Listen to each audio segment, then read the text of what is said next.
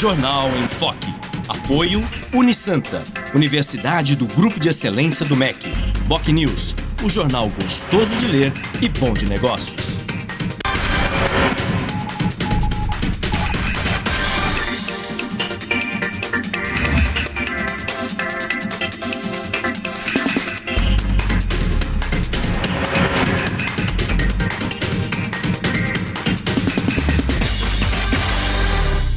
Olá, bom dia. Começa agora pela Santa Cecília TV, ao vivo, uma nova edição do Jornal em Foque.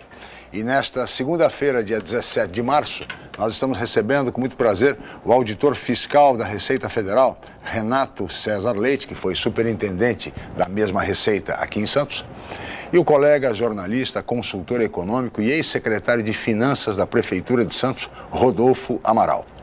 Vamos conhecer agora as manchetes de hoje com a colega jornalista Paula Paparelli. Bom dia, Paula. Bom dia, Chico. Bom dia a todos. O jornal A Tribuna traz a manchete: usuário passa mais tempo no ônibus.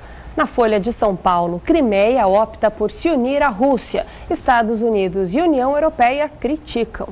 No Estadão, nas urnas, Crimeia aprova deixar Kiev e unir-se à Rússia. O semanal Boc News, planos de saúde, usuários insatisfeitos. No Santa Portal, Paulistão, em jogo de 6 gols, Santos fica no empate com Rio Claro e perde a liderança geral. No G1 Santos e região, policial é baleado por 2 suspeitos em Guarujá. No portal da UOL, documentos mostram que Maluf admitiu ter dinheiro em contas no exterior. A revista Veja traz na capa José Dirceu, a vida na cadeia. Chico. 8h07 e este é o Jornal em Foque pela Santa Cecília TV ao vivo. Muito bem, e estamos no período das declarações do imposto de renda, que vai até o final do mês que vem, do mês de abril. É o período também da temida mordida do leão, que como sempre é voraz. Afinal, no Brasil, a política tributária é injusta, pois paga-se muito imposto. Segundo especialistas, em média, 4 salários por ano nós, os contribuintes, recolhemos de impostos no Brasil. E, no entanto, a contrapartida está muito aquém do que seria desejável, das necessidades básicas dos cidadãos em termos de saúde pública, de educação pública, de transporte público e também de segurança pública. Exatamente por isso é imperioso, é um imperativo no Brasil que se promova a reforma tributária.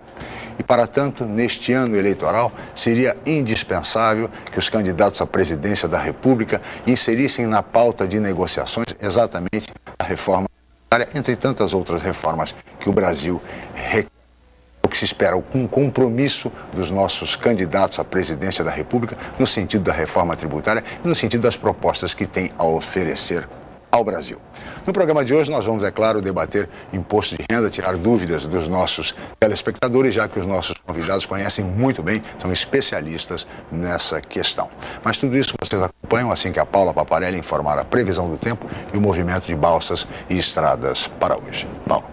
A previsão para essa segunda-feira é de sol pela manhã com pancadas de chuva à tarde e à noite. A temperatura varia entre 22 e 34 graus em Santos. As ondas podem chegar a 1,5 metro nas praias da região. E as estradas? O tráfego segue normal no sistema Anchieta Imigrantes. Pontos de lentidão apenas na chegada a São Paulo, tanto pela Anchieta quanto pela Imigrantes, por excesso de veículos. Está em vigor a operação 5x5. As pistas norte seguem sentido São Paulo e as pistas sul sentido litoral. As rodovias Padre Manuel da Nóbrega e Cônego Domênico Rangoni apresentam trânsito normal. E as balsas? A travessia entre Santos e Guarujá opera com 6 embarcações. O tempo de espera varia entre 10 e 15 minutos em ambos os lados. Guarujá e Bertioga opera com uma balsa e o motorista aguarda 20 minutos para embarcar. Participe do Jornal em Foque. Envie sua pergunta pelo Facebook, Twitter ou por e-mail je@enfoquecom.com.br. A reapresentação do programa vai ao ar hoje às 5 horas da tarde. Ou acesse youtube.com/enfoquejornal. Chico. 8h09 e este é o Jornal em Foque pela Santa Cecília TV. Nós vamos agora para um rápido intervalo comercial e na volta vamos entrevistar o auditor fiscal da Receita Federal, Renato César Leite. Voltamos já.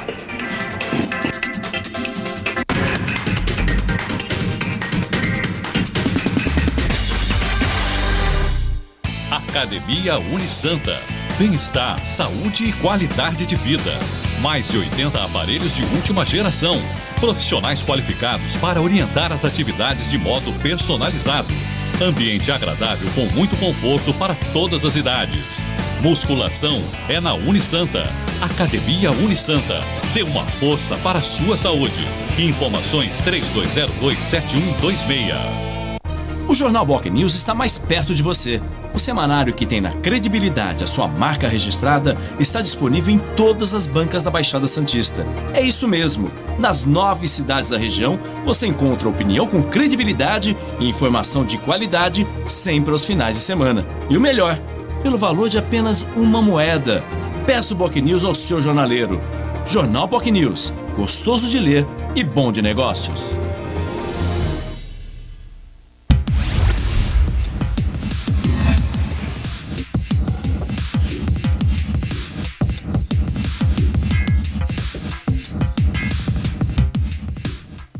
A Unisanta, mais uma vez, entre as melhores universidades do país, pelo Guia do Estudante 2013 da Editora Abril. Na região, é a universidade com maior número de cursos avaliados pelo Guia do Estudante, com a excelente nota 4. A Unisanta foi incluída no seleto grupo de excelência do MEC, no qual estão apenas 9% de instituições de ensino superior do país. Todos os cursos da Unisanta com excelentes conceitos do MEC.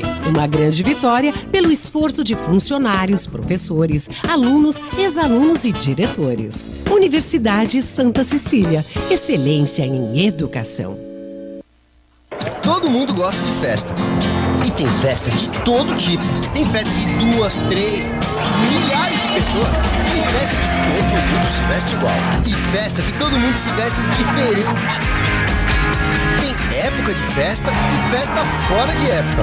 Tem festa que balança uma cidade, um país, um mundo inteiro. Mas não importa qual o seu tipo de festa. Se tem festa, festaço ou festinha, tem que ter camisinha.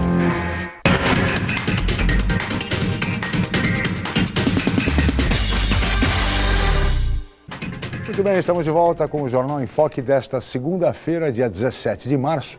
E hoje recebendo com muito prazer o auditor fiscal da Receita Federal e ex-delegado da Receita Federal em Santos, Renato César Leite, e o colega jornalista, consultor econômico e ex-secretário de Finanças da Prefeitura de Santos, Rodolfo Amaral. E o tema hoje, doutor Renato, como não poderia deixar de ser, é imposto de renda. Até por conta do período que estamos aí, período de declarações de imposto, da temida mordida do leão, o leão é sempre voraz. Enfim, doutor Renato, eu gostaria de começar essa entrevista ele questionando a respeito dos níveis e índices de sonegação no Brasil. Ainda são muito elevados ou, diante dos mecanismos de controle desenvolvidos pela Receita Federal ao longo dos últimos anos, isso praticamente deixou de existir no Brasil? Bom dia e muito obrigado pela sua presença. Bom dia, é um prazer estar aqui, Francisco.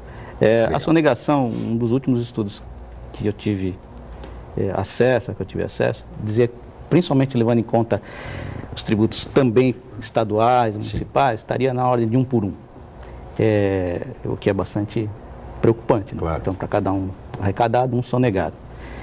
E a gente tem procurado chegar um pouco mais próximo dessa sonegação, usando mecanismos principalmente eletrônicos, claro. Coleta de dados. Hoje a gente tem uma penetração muito maior, né, nas informações e a gente consegue minimizar um pouco. Mas, assim, a gente precisa melhorar muito a nossa legislação tributária, tanto do ponto de vista da simplificação, porque quando você simplifica e torna mais justa a tributação, claro. Você tem uma espontaneidade maior, né? Você não tem tanta sonegação, como também a questão da percepção do risco e da pena. Então, quer dizer, o contribuinte precisa entender que se ele não cumprir a obrigação dele, ele vai ter uma consequência. Claro. E talvez a gente tenha que repensar, já um projeto, né, em estudo, na questão penal, talvez a gente tenha que repensar um pouquinho, porque hoje há um entendimento de que ela é muito branda, essa legislação. O efetivo da Receita é um efetivo suficiente? Ou, como demais órgãos no Brasil, os órgãos públicos de modo geral se queixam muito exatamente da falta de pessoal? Então, a Receita, como qualquer órgão público, tem pessoal em quantidade insuficiente. Então, nós temos sempre procurado ganhar produtividade, tanto na melhoria dos fluxos, dos procedimentos de trabalho, como também na simplificação por parte do cumprimento das obrigações pelo contribuinte. Na hora que você começa a facilitar a vida do contribuinte, você facilita a vida do órgão também. Claro. Porque você não tem tanto retrabalho, você imagine que só para dar um exemplo, o contribuinte que apresentava a declaração em papel, ele errava na hora de fazer a conta. Ele pegava, colocava na coluna errada, e aí você tinha que ficar corrigindo isso, ou orientando o contribuinte. Pequenos, quer dizer, erros pequenos. Isso dá trabalho, parece que não, mas dá trabalho. Então, na hora que você elimina esses erros banais, essas coisas que não interessam nem ao contribuinte nem a gente, você pode dedicar os seus esforços, que já não são os que a gente necessitaria, para aquilo que realmente é importante. Sem dúvida nenhuma. Rodolfo Amaral, bom dia, obrigado pela presença, Rodolfo. Bom dia, Chico, bom dia, ex-delegado e sempre delegado. Renato, bom dia, Paula, bom dia ao telespectador. Bom, me impressionou, Chico, essa afirmação do Renato sobre o nível de sonegação, até porque os órgãos públicos, fiscalizadores em geral, adotaram uma prática dentro da própria legislação que prevê a chamada responsabilidade solidária do tomador do serviço. Tá? Ou seja, ele já retém também na fonte, antes de pagar, ele não paga totalmente o valor do serviço, ele retém, no caso aí da Receita Federal, o IR, a COFINS, a contribuição social sobre o lucro líquido. Mesmo assim, mesmo com essa retenção, esse nível de sonegação é elevado, ou o senhor se refere mais a uma questão de pessoas físicas? Não, na verdade eu coloquei como uma abrangência maior, não só os tributos federais, mas também e principalmente os estaduais e os municipais. E quando você fala em tributos, principalmente sobre o consumo, embora você tenha substituição, né, tributária, que você leva você tira da cadeia produtiva, você joga vamos dizer assim, no ente maior da cadeia produtiva e tira daquela capilaridade, né, dos distribuidores, dos pequenos, né, e joga no distribuidor principal, você ainda tem uma cadeia muito complexa. E aí a sonegação é grande, é muito grande. Então, Renato, o senhor abordou na sua intervenção inicial a questão da simplificação da receita, da declaração, no sentido de facilitar para o contribuinte e também para o próprio organismo, no caso, a Receita Federal. No entanto, apesar dessas medidas no sentido da simplificação, ainda é muito difícil, ainda é muito complicado para o cidadão comum. Veja, o cidadão comum que não está habituado a lidar com isso, que uma vez ao ano ele tem que fazer a declaração, enfim, ele tem dificuldade, se ele pretender hoje se debruçar sobre uma declaração, ele vai ter muita dificuldade. E ele acaba muitas vezes recorrendo ao trabalho de um profissional, seja um contador, enfim, alguém com mais experiência, ou algum amigo que já tenha feito declarações. Isso não pode provocar também pequenos erros, equívocos, às vezes sem intenção, quer dizer, é uma coisa que a pessoa não está agindo de má fé. E às vezes a pessoa é punida, é chamada como se fosse um grave erro. Não há meios de se tornar, diante de toda essa instrumental tecnológico, não há meio de se tornar ainda mais simples isso, para que o cidadão comum possa de fato fazer uma declaração. Então, na verdade, a Receita tem avançado nos últimos anos nessa frente.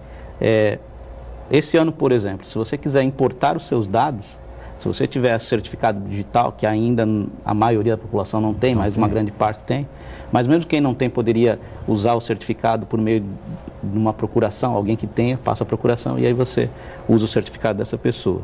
Então, com a certificação digital, você entra e você puxa os seus dados, então a sua fonte pagadora.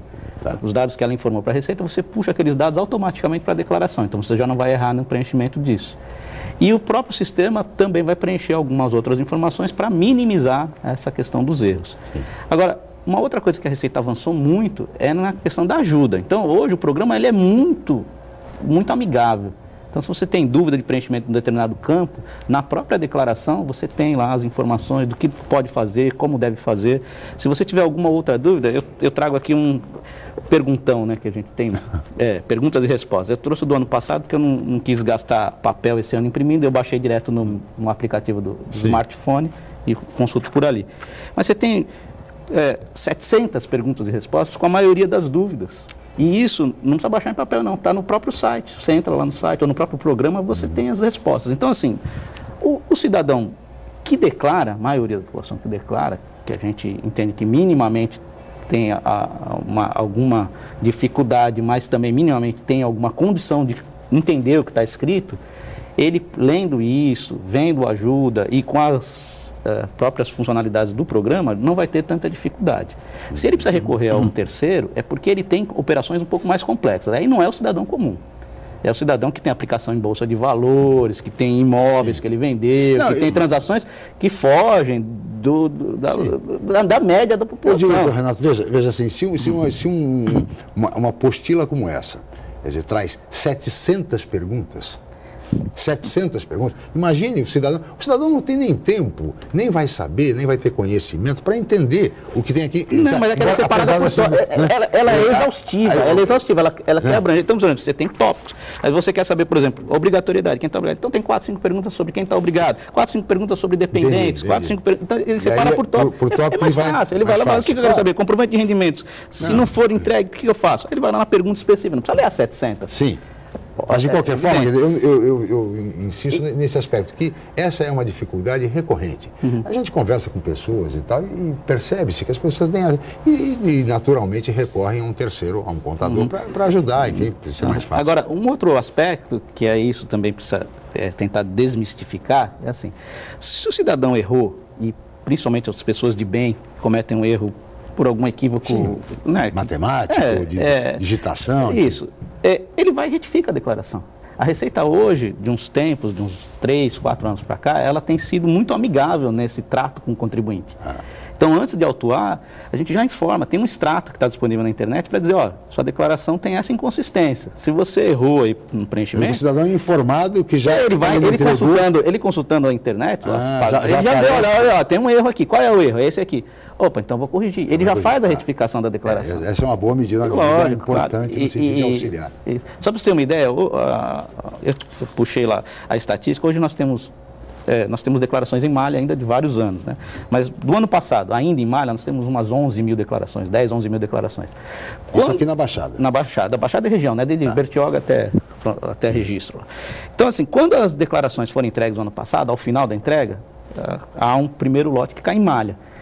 Esse lote estava em quase 30 mil declarações. Então, tem algum trabalho que a gente já fez? Tem algum trabalho que a gente já fez. Mas a maioria que saiu foi por própria ação do contribuinte, que foi lá, viu qual é o erro, percebeu que estava e já corrigiu. Legal. Então, assim, aquilo que não foi corrigido pelo contribuinte, ou porque ele não teve tempo, ou porque não percebeu, ou porque não quer, aí nós vamos fazer. Aí é o trabalho da Receita. É aquilo que eu falei, a gente tem que simplificar para o contribuinte, porque aquela pessoa de boa fé e que fez um mero erro, vai lá e corrige. Aí a gente vai atrás de quem não quer corrigir. Quer corrigir, tá certo. Rodolfo. Bom, Chico, eu vou fazer um questionamento reconhecendo, por exemplo, que a Unafisco, que responde aí pelos fiscais em âmbito federal, me parece um organismo aí de classe bem consciente, tem feito críticas à política fiscal brasileira, mas eu diria que nesse ano em especial foi muito afrontoso aqui por parte das autoridades que elaboram a legislação tributária, porque, por exemplo, o desconto para educação aí por filho aí na área da educação foi fixado pela Receita Federal em R$ 3.230,46. A média paga pelo Fundeb o ano passado para as escolas públicas, estaduais, municipais, foi de R$ 3.500, ou seja, o valor que o governo reconheceu gastar com um aluno no ensino público é maior do que a Receita Federal permite que seja deduzido com os nossos filhos, com quem tem filhos, na escola particular. Eu pergunto ao Renato, com a experiência que tem na área de auditoria, pela experiência que tem como delegado da Receita, de que modo os técnicos podem contribuir com as autoridades que elaboram essas leis para que a legislação não seja algo surreal, porque quem ganhou o ano passado acima de R$ 2.000 acabou está aqui entre esses 25 mil exigidos pela tributação. É esse o país que queremos com esse perfil de tributação? Isso não é, delegado, um incentivo à sonegação que nós comentamos no início? Então, na verdade, assim, como você falou, né, a legislação não é feita na Receita. A legislação, nós temos uma casa de leis, nós temos um Congresso, algumas coisas partem do Executivo, mas não da Receita, da Presidência. Lógico que a Receita é ouvida e no âmbito dos auditores nós temos um sindicato que nos representa, que é o Sindifisco, E a gente tem, tanto no âmbito interno da Receita como órgão Receita, como no âmbito externo, por parte do sindicato, mostrado ao Congresso e ao Executivo a necessidade de majoração da tabela. Há um projeto lá que está sendo discutido há muito tempo na Câmara para majorar a tabela minimamente pela inflação, repor as perdas, né, que a gente teve com a inflação. Agora, a discussão maior que tem que ser feita não é essa. Por quê? Mesmo que eu majore aqui pela inflação, você vai majorar de 3.200 para quanto? 3.500? 3.600? Isso é suficiente? Não. Não é suficiente. Agora, por que eu não posso majorar, por exemplo, para R$10.000?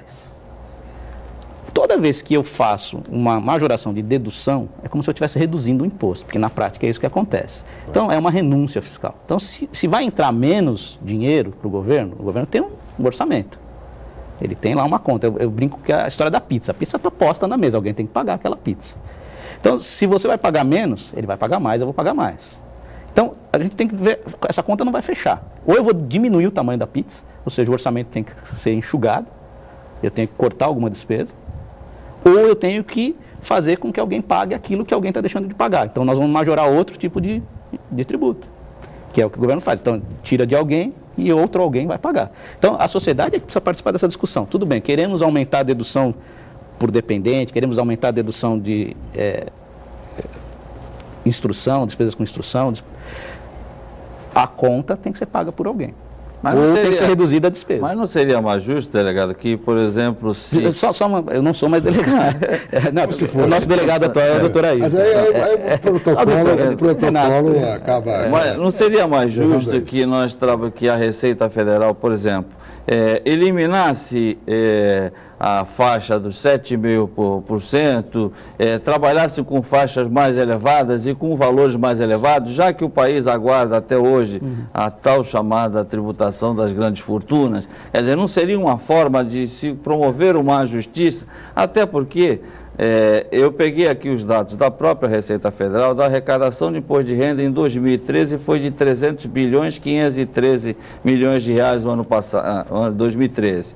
Em 2012 foi 288.140 bilhões, ou seja, houve uma variação de um ano para o outro de 4,29%, abaixo da inflação do ano passado. Quer dizer, então, do ponto de vista de arrecadação, ela não está crescendo, mesmo pressionando aí os contribuintes de menor poder aquisitivo. Qual é a política correta para vocês que têm essa experiência, que lidam no dia a dia, para se evitar que haja injustiça fiscal? Na verdade, como eu falei, há vários projetos e várias possibilidades de tributação. Uma delas é essa. É a flexibilização das faixas de tributação. Então, nós temos países na Europa, por exemplo, que tributam o cidadão que ganha acima de determinado valor em 50%. Em 60% até. Lógico que a contrapartida é maior. Claro. Ele recebe mais benefícios. Mas ele tem uma tributação maior. Então, há um estudo nesse sentido. Quem ganha acima de R$25.000, por exemplo, ser tributado em 40% ou 45%. E quem ganha menos, obviamente, não vai pagar nada. Porque as faixas, elas, é uma percepção também equivocada, elas não são estanques. Então, se você está na faixa de 15%, não é que você paga os 15% sem levar em consideração aquilo que o outro está deixando de pagar. Então, nos 15% já tem uma dedução. Então, não é 15% efetivamente. Porque você tem aquela dedução que é dada para as faixas anteriores, que são subtraídas das faixas posteriores. Claro. Mas, assim, a gente pode trabalhar com essas faixas mais espaçadas e a gente pode trabalhar com tributação que hoje não ocorre, como você falou, das grandes fortunas. Por exemplo, os empresários. Por que o empresário não paga nada sobre o lucro que é distribuído a ele? Por que não paga nada? Eu sou assalariado, porque se você pegar economicamente falando, quais são os rendimentos que você tem? É juros, né? Capital, né? Ou trabalho, rendimento de trabalho. Então, o juro do capital é tributado pouco. O empresário que tem não tributa nada do que ele ganha lá, exceto o prolabore. E eu que sou assalariado, sou tributado na totalidade, em 27,5, podendo chegar a 40 se for modificado. Então, a gente precisa repensar quem tem que pagar a conta. E essa discussão tem que ser feita pela sociedade, porque se deixar só na mão do Congresso, primeiro que não vai sair o que a gente quer, e depois corremos o risco de não sair, porque é muito sensível. Você já trabalhou na prefeitura, você sabe disso. A briga entre os poderes é muito grande. E na hora que se fizer uma reforma tributária como precisa ser feita, alguém vai ter que abrir mão de alguma coisa. E ninguém quer perder nada. Há uma situação, delegado, que eu julgo extremamente preocupante, porque do ponto de vista da concepção da elaboração da declaração de imposto de renda, quando a gente vai, por exemplo, relacionar os bens que possui, estabelece lá o valor da data da aquisição desse bem.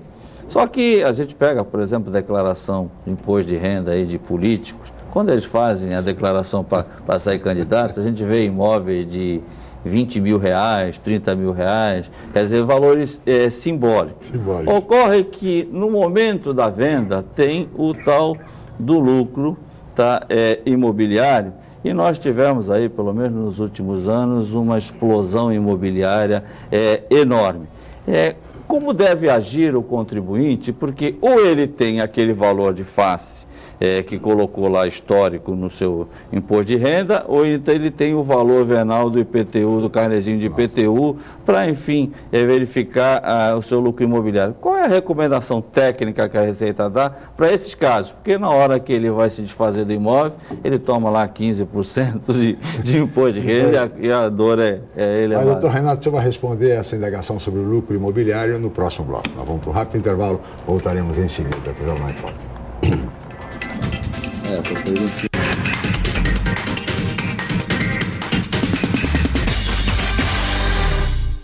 A Universidade Santa Cecília oferece cursos de mestrado inéditos na região e recomendados pela CAPES, com professores altamente capacitados, mestrado em Ecologia e mestrado em Engenharia Mecânica. Aproveite descontos especiais e financiamento em até 36 meses. Inscrições abertas. www.unisanta.br/mestrado. Informações 3202-7100, ramal 7259. Universidade Santa Cecília, entre as 9% melhores do país. Você procura informação com credibilidade? Aos finais de semana você fica bem informado ao ler o jornal POC News, semanário distribuído em residências, estabelecimentos e shoppings de Santos, e nas bancas de todo o litoral pelo valor de apenas uma moeda. Além disso, durante a semana, você pode acompanhar as principais notícias da região no site bocnews.com e nas redes sociais, como o Facebook. Agora você fica sempre bem informado. Jornal POC News, gostoso de ler e bom de negócios. Dia 19, em homenagem ao dia de São José. Estamos procurando o carpinteiro José. José, o pai de Jesus. Um carpinteiro escolhido por Deus para ser o pai do menino Jesus. Nossa Maria lhe dará um profeta. De um homem que criou Jesus como se fosse seu filho. José, o pai de Jesus. Dia 19, às 4 da tarde, na Santa Cecília TV. Seu nome será Jesus.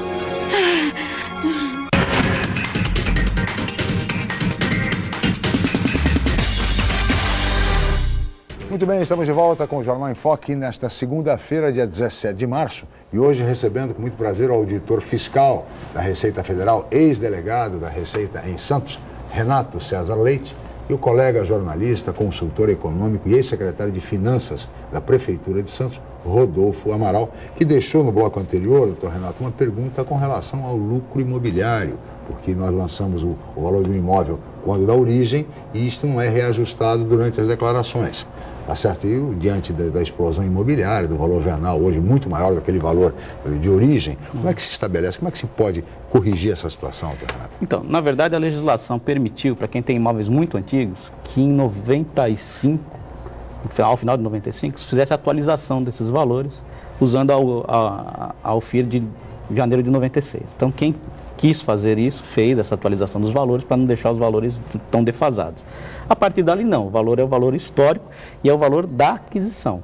Então, uma vez que o valor da aquisição esteja lá presente, ele fica na declaração e dali ele não vai mudar, não vai sofrer nenhuma majoração. A menos, e isso é importante saber, que você faça alguma reforma ou incorpore alguma coisa. A reforma pode ser aplicada aí? Se você majorar o valor do imóvel em função daquela reforma que você fez, por exemplo, instalou armário embutido em todo o apartamento, teve que trocar lá o azulejo, reformou o banheiro. Você tendo os recibos disso, você guarda e incorpora o valor do imóvel. Mas incorpora o valor da reforma. O valor da reforma. Então, você tem lá o imóvel, você gastou 50 mil na reforma. 50 mil na reforma, joga isso vai ser somado ao valor do imóvel. Pode jogar. Então, é uma maneira de você, ao final, na venda, né, não ter um ganho de capital tão grande. Além disso, o próprio programa tem um programa que calcula o ganho de capital. Na hora que você informa ele a data de aquisição, como há essa defasagem temporal entre a aquisição e não tem correção, ele faz uma deflação desses valores e aí a tributação é um pouco menor para os imóveis mais antigos. Lógico que não é o que a gente desejaria, mas é um instrumento que está lá presente. A outra oportunidade que é oferecida ao contribuinte pela própria legislação é a questão de não pagar. Quando é o único imóvel e ele está vendendo, aí ele tem isenção até 440 mil daquele imóvel. Ou ainda se ele pegar aquele imóvel e utilizar o dinheiro daquele imóvel que ele vendeu em até 6 meses para comprar um outro também ele não vai, também ele tem isenção. Então, o contribuinte tem que ver assim, ele é uma pessoa que tem um imóvel, está trocando por um maior, que aí vai fazer essa operação de vez em quando, né, toda hora, ou ele é um investidor que compra e vende imóvel, Tá certo. Então, a tributação ela é um pouco mais severa, né, porque tem gente que compra e vende imóvel. É o chamado lucro imobiliário. Isso. Então, o lucro imobiliário tem que ser pesado. Então, não é o mundo mais perfeito, há muito que se melhorar? Mas é aquilo que a gente falou, é uma discussão que a sociedade precisa fazer. Porque na hora que você modificar alguma coisa que tiver menor tributação, e aí o exemplo do aumento, né, do ano passado, não acompanhou nem a inflação. É porque houve aí, embora não tenha havido tudo que a gente gostaria, houve uma desoneração de algumas coisas, e aí o governo precisa onerar o outro lado. Então, a gente volta àquela discussão. Se eu permitir que o imóvel seja majorado para pagar menos ganho de capital, vai ter uma arrecadação menor ainda de imposto de renda, que vai ter que ser compensada, por exemplo, com uma tributação maior de PIS, de COFINS, de IPI, enfim, de alguma coisa para fechar o orçamento. Ou vamos enxugar o orçamento, que aí talvez... Ou diminuir a pizza, né? Diminuir a pizza. Paula, temos uma pergunta de um telespectador? É isso mesmo, Chico, é do Márcio da Aparecida, ele nos enviou a pergunta através do e-mail, onde você de casa também pode participar. Envie sua pergunta para o je@infocom.com.br. A pergunta do Márcio da Aparecida é a seguinte: tem um apartamento alugado pela modalidade pacote, aluguel mais condomínio mais IPTU, via uma administradora de imóveis. A pergunta: como fazer a declaração? Deve-se incluir também as despesas ou somente o valor do aluguel? Márcio, eu estou entendendo que você é quem tem um imóvel e está alugando para um terceiro. Então você tem lá um ganho, um recebimento dos valores de aluguel. Então, se aquele pacote inclui lá o IPTU e o condomínio, e aquilo está sendo suportado pelo inquilino, você vai ter que colocar lá o rendimento que você recebeu de aluguel, e esse IPTU, esse valor que está sendo pago lá pelo inquilino, você não vai deduzir do valor do aluguel que você recebeu. Então, porque se você estiver suportando isso, vamos imaginar que você não esteja cobrando o IPTU e o condomínio do inquilino, que na prática não ocorre. Você, em tese, pegaria o valor do aluguel e a bateria do valor do aluguel essas despesas. Agora, se você está recebendo do seu inquilino o pacote, então você vai ter que colocar o valor total, porque ele está pagando aquilo como se fosse aluguel. Muito bem. Agora, se você vai fazer isso, você deduziria isso depois. Então, na prática, o valor que você vai colocar no aluguel é o aluguel, porque o valor que você está recebendo do IPTU e do condomínio está sendo para pagar o IPTU e o condomínio. Então, quer dizer, você acrescenta e depois você subtrai. Você não subtrairia se você estivesse pagando. Como ele que está pagando, então, líquido, você vai informar o valor do aluguel que você está recebendo. Muito bem. Rodolfo Amaral. Eu vou aproveitar a experiência do auditor e ex-delegado, porque, por exemplo, o Banco Central tem um banco de dados extremamente importante que estratifica determinadas informações até em nível municipal. Como, por exemplo, nós podemos saber com uma desatualização de, no máximo, 40 dias, quanto o santista tem na poupança, quanto o santista tem em aplicações de renda fixa, assim como a Previdência Social também estratifica em âmbito municipal, e a gente sabe as informações relacionadas a benefícios, o total de benefícios pagos por cidade. A Receita Federal tem um banco de dados extremamente interessante, mas estratifica, pelo menos em nível público, até o nível de estados, não coloca em nível municipal. E ela detém informações extremamente importantes para uma análise socioeconômica de determinadas regiões. Eu queria perguntar para o auditor, que já foi delegado, por que isso não acontece? E depois para que ele nos matasse uma curiosidade, porque quando a gente vê as estatísticas da RAIS, por exemplo, a gente viu que a massa salarial média do santista e aqui da própria região, em geral, dividido, o que é a massa salarial? É o total dos salários pagos aos trabalhadores dividido pelo total de trabalhadores assalariados, você tem a renda de R$2.000. Renda essa que é a tal da tributável aqui pelo imposto de renda. Mas todo mundo se pergunta na rua, e ainda ontem houve uma pesquisa publicada no jornal local falando a respeito disso. Quer dizer, o pessoal tem curiosidade de saber, o santista tem renda? Qual é o perfil de renda do santista? Quantos estão ali entrando no máximo naquela faixa de 25 mil, ou seja, essa renda de 2 mil aqui que a gente se referiu, e quantos estariam lá em termos percentuais com uma renda anual acima de R$100 mil, por exemplo? Então, essas estatísticas, elas estão disponíveis lá para nós. Eu não tenho aqui, não trouxe essa estatística. Não tem. O que a gente pode fazer assim, grosso modo, a população aqui entrega 370 mil declarações. Então, essa, em tese, é a população que ganha acima do... Da Baixada Santista? Da região toda, de Bertioga até o Vale do Ribeira. Então, na nossa região, tem 370 mil declarações entregues. Então, a gente partiria do pressuposto que essas pessoas ganham acima daquele limite de isenção. Agora, quantos ganham acima de 100, 200, 1 milhão? A gente tem essas estatísticas, mas eu não as trouxe aqui. Até perguntei para a produção, o que você precisa que eu já... Então, no computador a gente põe e a gente pega. Agora, por que essas estatísticas não estão segmentadas da maneira que você colocou? Porque a extração disso, ela não é tão complexa. Hoje nós temos ferramentas que nos permitem fazer. Mas assim, a quem interessa esse tipo de informação? Então, as informações são colocadas na medida em que há um interesse. Então, a Receita entendeu, lá nós temos uma coordenação que cuida disso, entendeu que bastaria esse tipo de agregação de valores. Ah, mas a Prefeitura tem um interesse específico para fazer e tal. Então, a Prefeitura pode solicitar isso. Nós temos convênio com várias prefeituras aqui da região. E a Prefeitura informa, pede informações para nós, a gente informa elas. Inclusive, informações de um determinado contribuinte.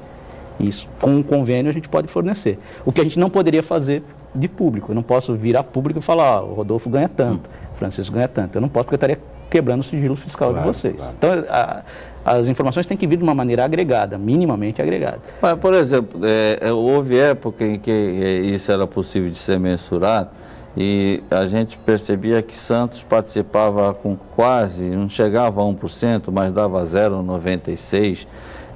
Da arrecadação federal. Isso recai sobre o imposto de renda, porque se isso fosse verdade, para quem arrecadou no ano passado 300 bilhões, nós diríamos que em Santos essa arrecadação foi de 30 bilhões. Tem esse número bruto? Quer dizer, quanto é que é o santista? Eu não tenho isso de cabeça, não. A gente tem lá os estudos, assim, mas não dá para fazer essa conta rasa. Por quê? Porque, na verdade, a gente tem... vamos dizer assim, segmentos diferentes. Então, vou traduzir isso. Aqui em Santos é muito forte o segmento portuário. Então, nós temos empresas voltadas à parte de prestação de serviços no comércio exterior. Isso é muito forte aqui em Santos. Por outro lado, nós temos muito comércio e nós temos muitas empresas do Simples aqui em Santos. Muitas empresas do Simples. Você vai para São José dos Campos, por exemplo, você tem lá uma exportadora de aviões. Você vai aqui para São Bernardo, você tem um polo industrial magnífico. Você ia aqui para Cubatão, nosso polo industrial era muito grande. O polo industrial hoje em Santos, na região, representa muito menos do que representou no passado. No passado, as indústrias de Cubatão representavam muito da nossa arrecadação. Hoje, até por conta da desoneração, que muito do que é exportado está isento, né, do pagamento de tributos. Então, por conta dessa desoneração, o polo industrial hoje não é o nosso carro-chefe na arrecadação. Mas em outras regiões é. Então, quer dizer, não dá para você comparar regiões diferentes, porque o segmento econômico ali, a dinâmica é diferente. Então, você tem que comparar item a item. Então, no IPI da indústria, aqui, indústria do mesmo setor. Então, é essa comparação que a gente pode fazer. Indústria do mesmo setor tem o mesmo nível de arrecadação? Ótimo. Se não tem, opa, alguma coisa está esquisita. Massa salarial, mesma coisa. Empregados, hoje você tem desoneração da folha. A partir do ano passado, muitas empresas, até para preservar os empregos, né, não são tributadas mais com base na folha, mas com base no faturamento. Então, como é que eu comparo uma empresa que é tributada com base no faturamento, que ela está pagando menos previdência, mas não imposto de renda, né? Mas eu tenho a arrecadação da previdência. Mas partindo desse então, assim, o IBGE, por exemplo, na última divulgação do PIB em âmbito municipal, disse que, por exemplo, o PIB de Santos havia crescido de 27 bilhões para 35 bilhões.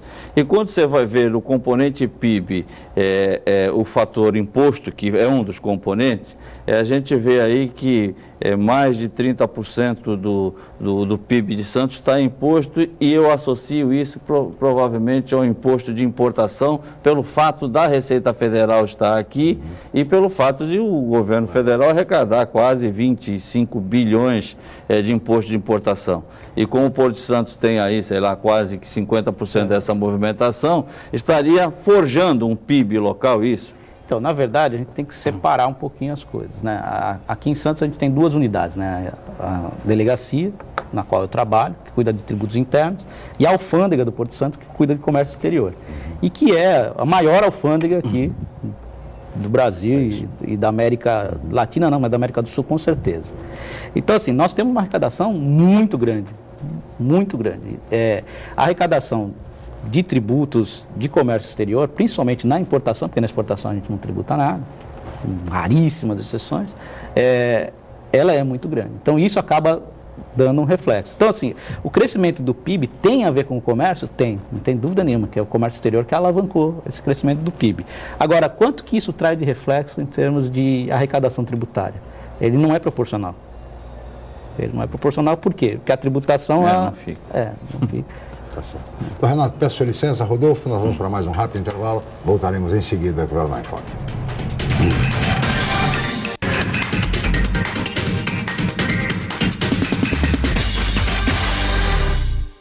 A Unisanta, mais uma vez, entre as melhores universidades do país, pelo Guia do Estudante 2013 da Editora Abril. Na região, é a universidade com maior número de cursos avaliados pelo Guia do Estudante, com a excelente nota 4. A Unisanta foi incluída no seleto grupo de excelência do MEC, no qual estão apenas 9% de instituições de ensino superior do país. Todos os cursos da Unisanta com excelentes conceitos do MEC. Uma grande vitória pelo esforço de funcionários, professores, alunos, ex-alunos e diretores. Universidade Santa Cecília, excelência em educação.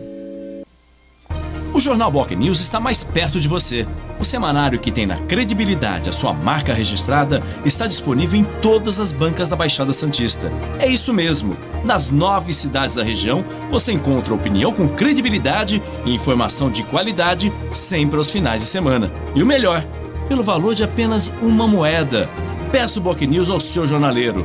Jornal Boc News, gostoso de ler e bom de negócios.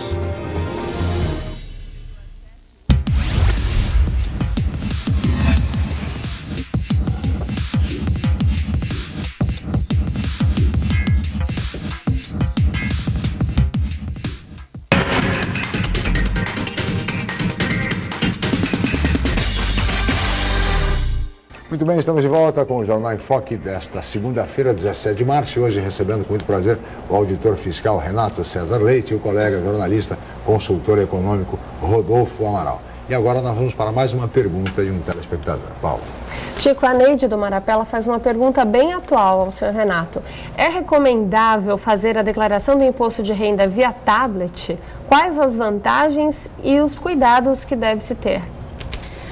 Então, a Receita disponibilizou esse ano um programa que pode ser baixado nos aplicativo para os dispositivos móveis, né, tablet, o iPhone, ou, enfim, os smartphones em geral, melhor do que no ano passado. O que quer dizer? No ano passado nós já tínhamos essa possibilidade, mas nem todo mundo podia usar porque ele não tem uma série de ferramentas.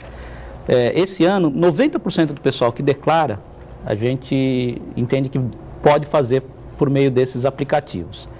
É uma maneira mais simples de fazer. Qual é a vantagem? Você baixa no aplicativo, faz, se você tiver que parar, você para, depois você retoma.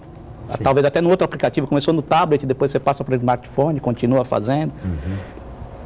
E aí depois você transmite por ali mesmo, você não precisa baixar o ReceitaNet para transmitir a declaração. Então, um só aplicativo você preenche e você já envia. Uhum. Então é uma coisa mais fácil, mais amigável. Mas nem todo mundo vai poder fazer por esse meio. Particularmente quem tem deduções para fazer, por exemplo, a gente tem aqui em Santos, a gente incentiva muito o pessoal a deixar uma parte do imposto na cidade, por meio da... uns chamam de doação, eu não chamo de doação, eu chamo de destinação, que é esse o nome. Sim. Destinação de parte do imposto para os fundos municipais. Da criança, do idoso. E tal.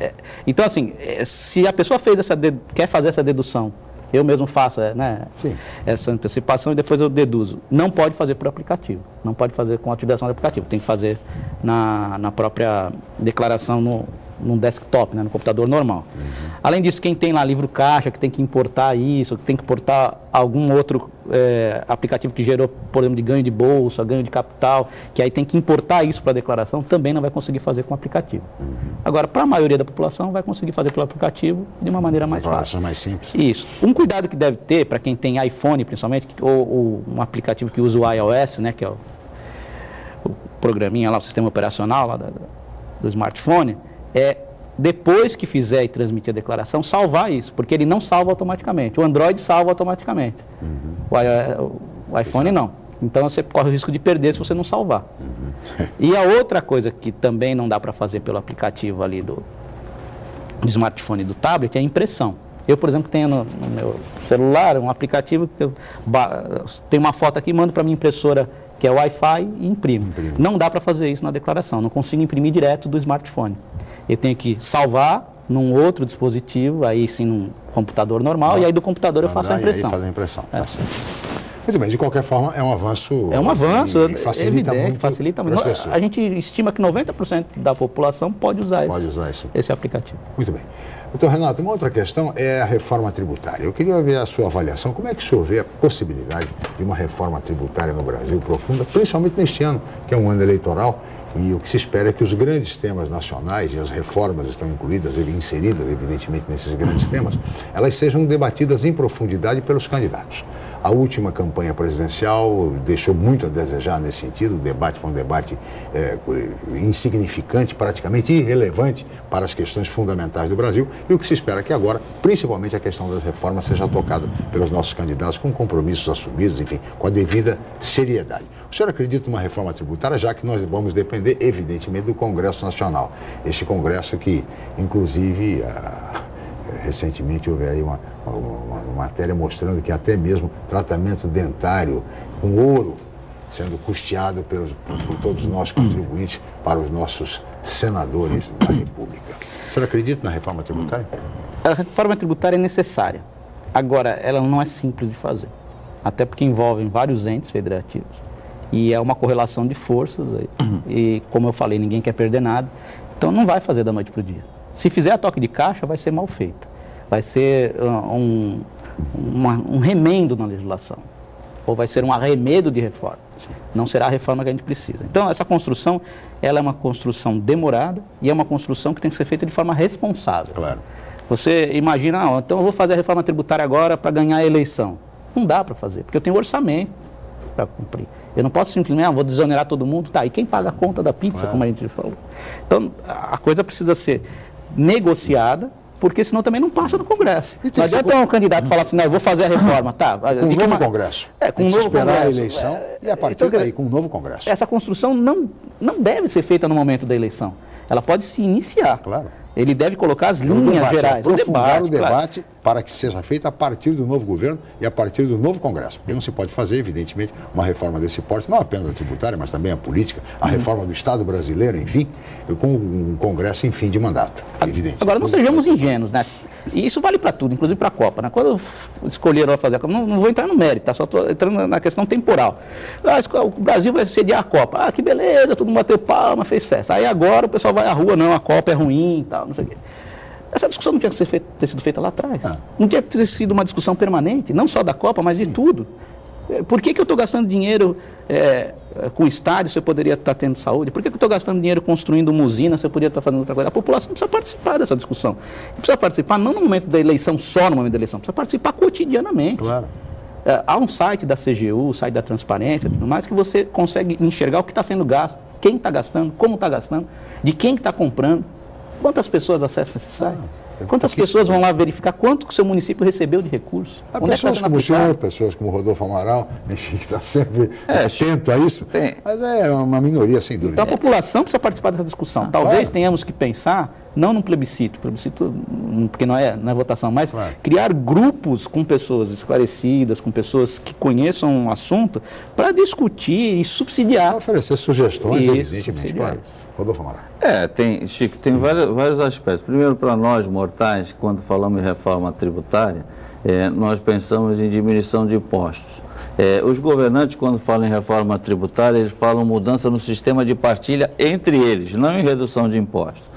Depois, eu falei há pouco que o ano passado o governo federal arrecadou 300 bilhões com o imposto de renda. Mas arrecadou entre PIS, entre COFINS e contribuição social sobre o lucro líquido, que não são partilhadas com estados e municípios, 273 bilhões. Certo? Então, o governo encontrou uma estratégia de fazer a sua reforma para conter as suas contas.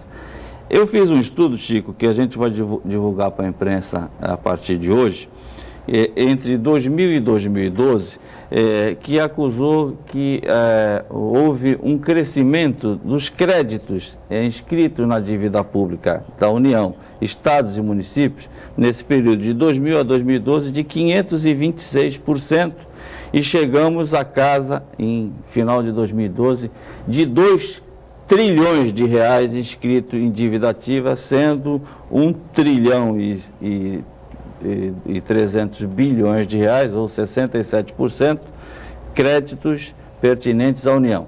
Esse volume de créditos inscritos em dívida ativa daria para pagar a dívida dos estados, da União e dos municípios, a dívida pública dos 3 entes federativos. Mas eu tenho uma curiosidade enorme de perguntar aqui para o Renato, qual é o perfil desse devedor federal que é inscrito em dívida ativa? É o contribuinte pessoa física, é o contribuinte pessoa jurídica, e que modalidade de tributo ou contribuição tem ficado aí sem ser paga? Então, nós temos todas as modalidades. Tudo que não é pago, pessoa física, pessoa jurídica, está inscrito na dívida ativa. Agora, por que a gente tem um volume tão grande na dívida ativa inscrito que não é pago? Porque o valor para chegar à inscrição na dívida ativa, ele não pode estar mais em cobrança administrativa, que a gente chama. Ou seja, quando ele vai para a dívida ativa, ele sai da Receita e vai para a Procuradoria, que é o nosso órgão jurídico que vai executar essa dívida. Então, enquanto houver alguma discussão administrativa, eu não posso encaminhar esse crédito para lá. E a discussão administrativa no Brasil demora muito. Você pode discutir administrativamente na Receita em 2 esferas, para a delegacia de julgamento e depois para o Conselho de Contribuintes. Isso às vezes se estende por 5, 6, 8 anos.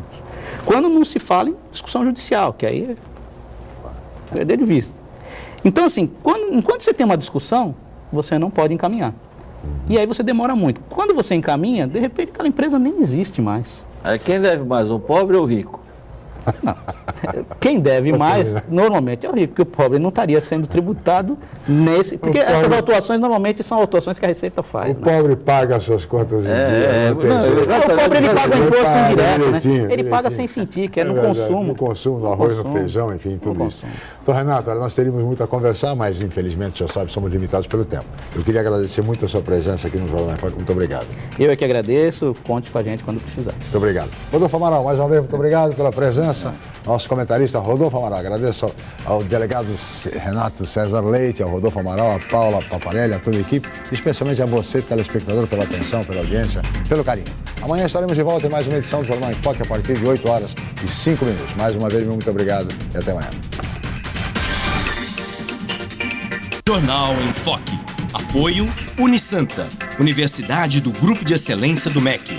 Boc News, o jornal gostoso de ler e bom de negócios.